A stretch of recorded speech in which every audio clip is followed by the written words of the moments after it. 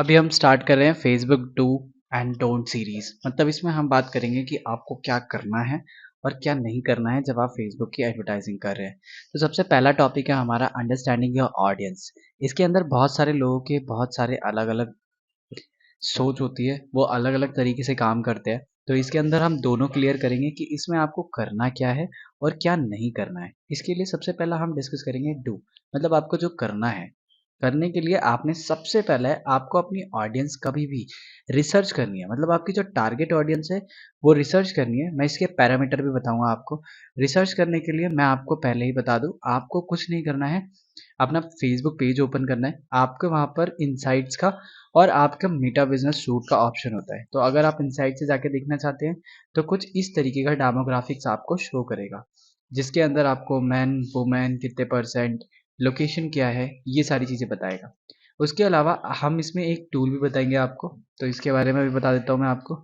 इस वेबसाइट पे आप विजिट करेंगे बज़सुमो, इसे आप नीचे जाके स्क्रॉल करके यहाँ पर जाएंगे और यहाँ से इसे स्टार्ट नाउ के ऊपर क्लिक करेंगे। करने के बाद में इस अकाउंट को बनाने के बाद आप इस साइट पर आ जाएंगे। यहाँ पर जाने के बाद तीसरा टैब है कंटेंट, इसके ऊपर क्लिक करके फेसबुक पेज एनालाइजर पे क्लिक कर देंगे। जो भी पेज आपको चाहिए उसका या तो आप अपने पेज का यूआरएल डाल दें, और अगर आप किसी और का पेज भी देखना चाहते हैं तो उसका भी नेम यहाँ पर डाल सकते हैं। जैसे फॉर एग्जांपल अगर मैं यहाँ पर अमेजोन डाल दूँ तो मुझे यहाँ पर उनका भी डेटा मिल सकता है कि उनके पेजेस पे क्या चल रहा है। जैसे मैं डॉट कॉम यहाँ से सेलेक्ट कर लेता हूँ एंड एनालाइज के ऊपर क्लिक करता हूँ। जैसे ही मैं इस पेज को एनालाइज करके चेक करना चाहता हूँ, अब यहाँ पर मुझे हर चीज़ मिल रही है। उनकी लेटेस्ट पोस्ट थी ये वाली, इसके ऊपर 18,000 से ज़्यादा रिएक्शंस है, इतनी लाइक्स है, कमेंट्स इतने सारे हैं, शेयर्स इतने हैं, एंगेजमेंट इतनी है। इसमें हमारे लिए सारे ही मैट्रिक्स काम के हैं। यहाँ पर हमने एंगेजमेंट सेलेक्ट कर रखा है, अगर आप लाइक या कमेंट सेलेक्ट करते हैं तो वो भी आपको देखने को मिल जाएगा। यहाँ से आप कॉम्पिटिटर्स की भी बेस्ट चीज़ें निकाल सकते हैं और अपनी चाहे तो अपनी भी निकाल सकते हैं। इस तरीके से आपको पता लग जाएगा आपका टॉप रैंकिंग कंटेंट कौन सा है, इनका किस मंथ में कौन सा कंटेंट ज़्यादा चला है, उसके पैरामीटर्स, प्लस में एंगेजमेंट डे पब्लिश, ज़्यादा पब्लिशिंग थर्सडे को होती है इनकी, जैसा आप देख सकते हैं, और मंडे को। सो इस तरीके से आप हर चीज़ इसके अंदर आके लुकआउट कर सकते हैं।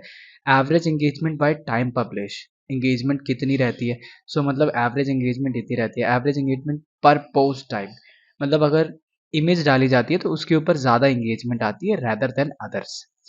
इसके अलावा एवरेज एंगेजमेंट पर कैरेक्टर रेंज, इस तरीके से आप अपना, और सबसे ज़्यादा रिएक्शंस क्या रहता है तो लोग लाफिंग में रहते हैं, मतलब ज़्यादा लोग इनकी पोस्ट पे हंसते हैं या इनकी पोस्ट को देखकर हंसते हैं या उसे लव करते हैं। तो इट मीन्स इससे क्या फ़र्क, इससे हमें पूरा एक अपनी ऑडियंस के बारे में पता लग गया।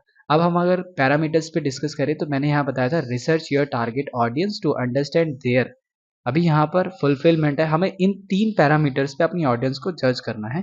पहला है डेमोग्राफिक्स, दूसरा है इंटरेस्ट, तीसरा है बिहेवियर।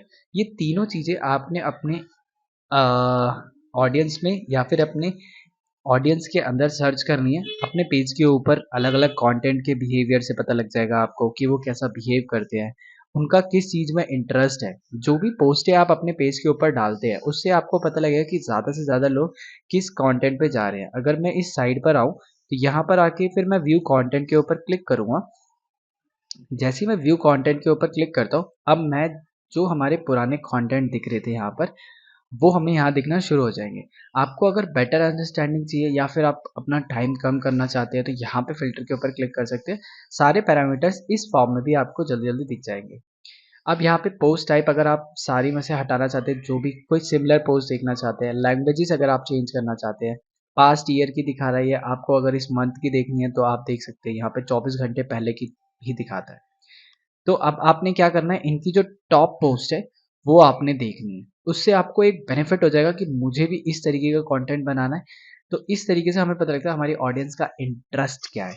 तो ये हैं डूज जो आपको करने हैं अपनी ऑडियंस को, ऑडियंस से इंटरेक्ट करने के लिए।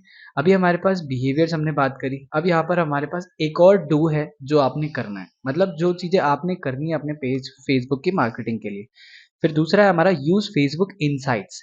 जैसा मैंने आपको यहाँ पर दिखाया था, ये होता है फेसबुक इनसाइट्स। ये आपको अपने पेज के ऊपर यहाँ पर देखने को मिल जाएगा। जैसा आप यहाँ पर देख सकते हैं, आपको इनसाइट्स यहाँ से देखने को मिल जाएंगे। इसमें लिखा हुआ है insight to gain valuable information about your audience engagement. जैसा मैंने अभी बताया, दोनों सिमिलर हैं, बस इसमें फ़र्क क्या है, with your page and post.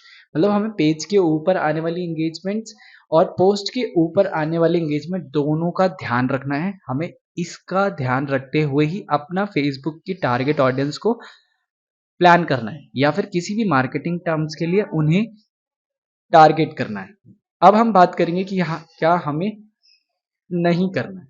Don't के अंदर जाते हैं हम, तो डोंट में जाएंगे तो यहाँ से नीचे आते हैं, अज्यूम यू नो एवरीथिंग। इसका मतलब है कि आप सब कुछ जानते हैं, ये सिर्फ आपने अज्यूम कर रखा है और उसी के बिहाफ पर आप मार्केटिंग करे जा रहे हैं। मतलब आपने कोई टारगेट ऑडियंस नहीं निकाली, एंगेजमेंट पता नहीं करा और लगे पड़े हैं, मतलब कि अपना पैसा वेस्ट करने में, अपनी मेहनत, अपना टाइम सब कुछ लगाए जा रहे हैं, हार्डवर्क किए जा रहे हैं, बट आपको डिजायर रिजल्ट नहीं मिल पा रहा है। तो इसमें सबसे पहले आपको ध्यान रखना है, आपको अज्यूम नहीं करना है। अज्यूम मतलब पता है, आपको सब कुछ पता है, ऐसा नहीं बोलना है कि मुझे सब कुछ पता है।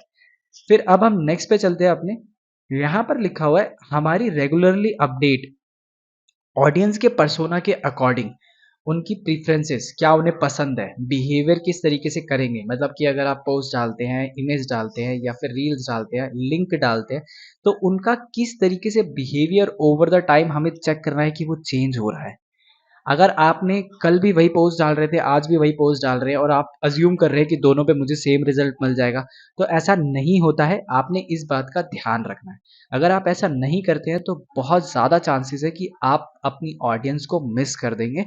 और आज का हमारा ये सेशन डू एंड डोंट, हम इसकी पूरी सीरीज चलाएंगे जिसमें आपको पता लगेगा कि आपको क्या करना है और क्या नहीं करना है। तो इस सीरीज को फॉलो अप कर लें, या इस सीरीज से साथ कनेक्ट रहने के लिए आप चैनल को सब्सक्राइब करके रख सकते हैं, ताकि ऐसी ही और वीडियोस, आज तो मैंने सिर्फ अपनी ऑडियंस के बारे में बात करी है जिसमें आपको क्या करना है क्या नहीं, अगली वीडियोस में हम ये भी बात करेंगे कि कैसे आपको क्या क्या चीज़ें पोस्ट करनी है, ऑडियंस को सही तरीके से टारगेट कैसे करना है, एक्सपेंडिचर कम कैसे लगाना है, एक्सपेंस कैसे कम करें एंड लीड ज़्यादा निकल के आएंगी।